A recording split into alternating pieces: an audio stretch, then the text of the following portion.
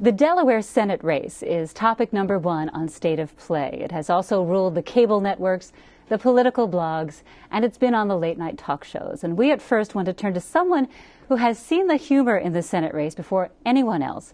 Rob Tornoe does political cartoons for the Delaware Post and other publications, and he's getting ready to launch a humor magazine in November called Punchline. So, Rob, welcome. Thanks. And who is a better draw, Christine O'Donnell or Chris Coons? Well, they're both really fun to draw. Chris Coons obviously has a better face to caricature, and, you know, everything goes into that, the shape of the head, his size of his body. But Christine O'Donnell, of course, has all the baggage of her comments that's easy to draw into the cartoons. Baggage, was that a pun? I'll let the viewers decide. Is it the Tea Partiers that make O'Donnell so attractive? Well, they certainly add to it. They obviously have their own issues and their own eccentricities, but one of the things about O'Donnell is she predates the Tea Party people, and it's sort of interesting to see them sort of support her, even though she doesn't necessarily fit the mold of what they typically support.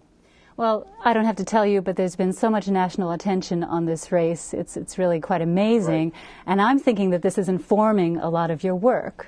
Yeah, I mean, it's great to have a lot of publicity, you know, in a state that typically gets overlooked in the national media.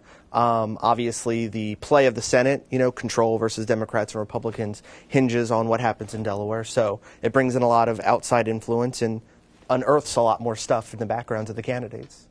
And we've all seen, or many of us have seen, the Bill Maher archives. Right.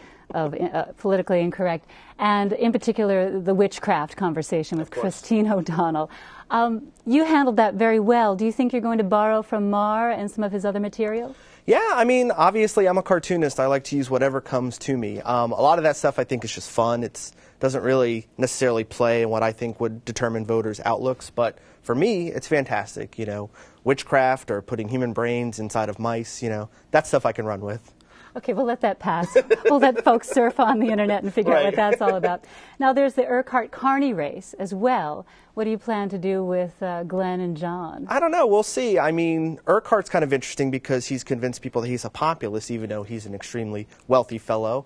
And Carney has the problem of running in a campaign where people are apprehensive about government, and he's worked for government nearly his entire career. So we'll see what shakes out of that one. Well, I know you work from home because you told me so. So underfoot is your cat, and I'm imagining you in your studio.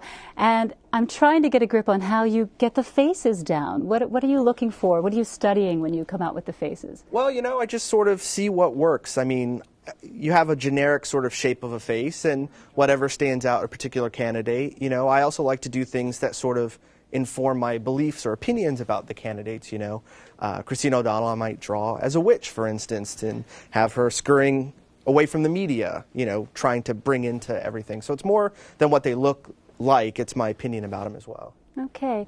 Well, you're very comfortable with what you do. I know you get in trouble sometimes. Time to time. You said you were ducking when Chris Coons was in our studio. Well, what's great is I hide behind my cartoons. Nobody knows what he looks like until now. So. Okay, so Rob Tornoe, political cartoonist for the Delaware Post, and he also has his cartoons in other publications. Thank you so much for joining us on State of Play. Great to be here. Thanks.